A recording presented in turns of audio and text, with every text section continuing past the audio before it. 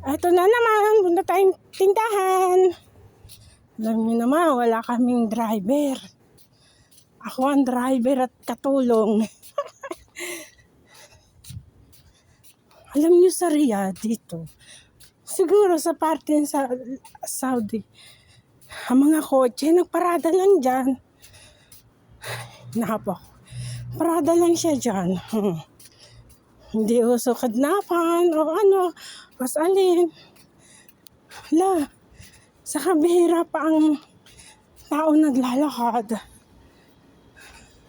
Ayan ang police station. Yan, yan blue at yellow. Yellow ba yan? Yan. Kaya ako, pag ako maging pupunta ng tindahan, lagi kong dala ang aking ikama. Sa isang pagkakataon, masita ka. At least may papakita kang ikama. Kasi isang beses nasita rin ako. Sabi niya, saan ka dito? Sabi ko, dyan. Tapos sabi niya, asan na ikama mo? O ayan, o. Pinakita ko sa kanya. Sa tagal ko dito, sa 15 years, isang beses lang ako nasita.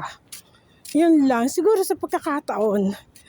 Kaya yung mga katulad ko nandito sa abroad na pinapayagan na amon lumabas, huwag nyo kakalimutan na ikama.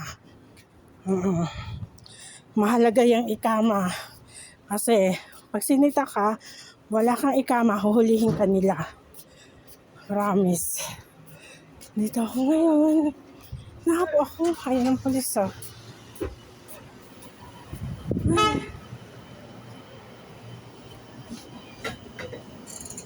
Yet.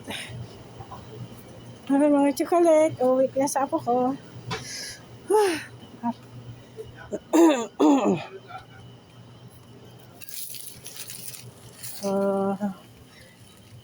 Itong favorite ko yan. Favorite ko yan. Ding dong na blue. Ano pa bibili ko kay bunso ko?